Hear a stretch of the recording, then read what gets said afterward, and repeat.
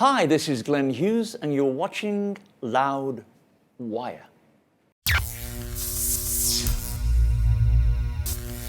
Hey everyone, this is Joe from Loudwire, and I'm here with the legendary voice of rock, Glenn Hughes. Thank you so much for sitting down with us today. Thank you so much. My pleasure. All right. So, hey, Deep Purple finally getting into the Hall of Fame. The trilogy of rock acts from the early 70s. We were talking about your heritage. Purple, Zeppelin, Sabbath, you know, there's one guy, the one band missing, and that was Purple. So it sort of completes the trilogy of the three hardest rocking bands from the early 70s. So I think it, you know, for the fans at least, they get their due.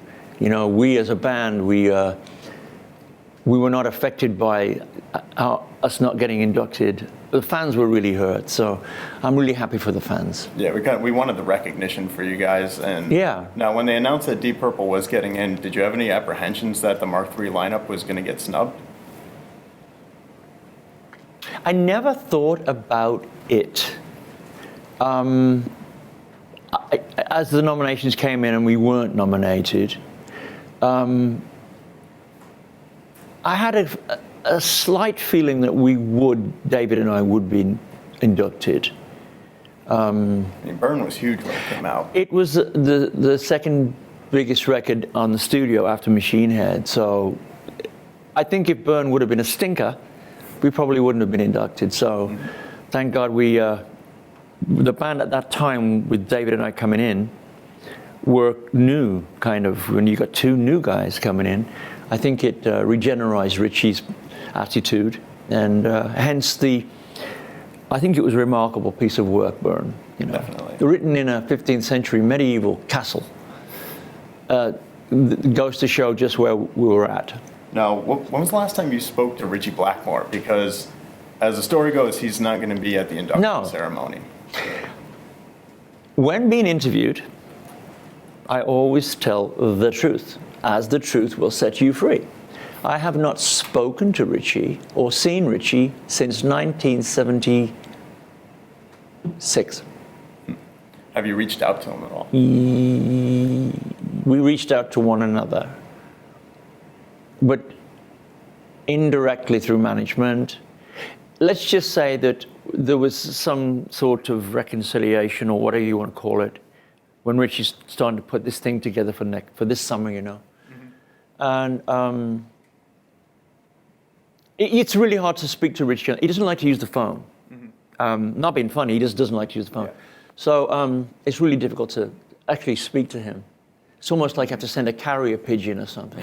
Have you tried? No. But I will if I have to. No, I just want to wish him all the very best. And you know something? It's a damn shame that he's not there at the Hall of Fame. I don't really understand why or want to get into it. It's really none of my business. But for the fans, it would have been absolutely a moment of reconciliation that is well needed. But the Deep Purple thing is, I'm out of the band, so I'm just being inducted with David alongside my ex-band members. But I did reach out to Richie on the internet, and his wife said he's not going to attend, and I just wish them the best. And what songs would you like the opportunity to play at the induction ceremony if you had the choice? Well, David and I will not be, I believe we will not be invited by Deep Purple to sing, and I'm not going to get into why. Obviously, you know, Burn would have been incredible, but they're not going to do that.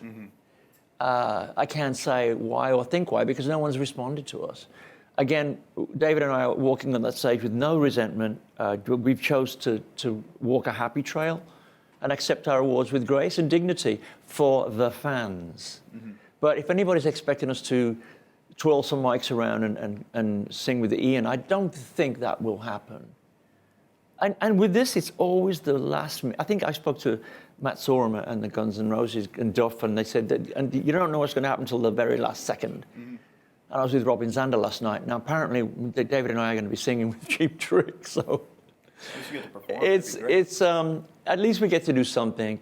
But just getting the award and congratulating everyone and giving it to the fans and dedicating mine to Tommy Bolan. Of course, John's getting his award, but I'd cut mine in half and give it to Tommy, and if I could. That's great. Yeah. And now Metallica, when they were inducted in the Rock and Roll Hall of Fame, the first thing they really said was, you guys need Deep Purple in here. So they championed for you guys. What's one band that you would like to see inducted into the Rock and Roll Hall of Fame? Well, I'd like to see Jeff Buckley inducted for sure. Band-wise, well, you know, I'm really, really good friends with Halford. So, and Glenn, you know, and KK and Ian, and so it's like, you know, they're from my hometown, and we're just family. So for me, it's got to, and you know, I'm good friends with Maiden, but in the metal world, I have to say, it's Priest, and you know, for me, alternative singing and soulful rock, ethereal guy is Jeff Buckley, who is a Rock and Roll Hall of Famer, and he has to be inducted. If I've got anything to do with it, he will be. Like, or Lars Ulrich has pushed me for so long. In fact, Lars Ulrich was at my first show with Deep Purple in 1973, December in Copenhagen, when he was like 14 or 15. I remember it clear as a bell. You know, I remember signing his autograph book with his dad. I remember it just like it was yesterday.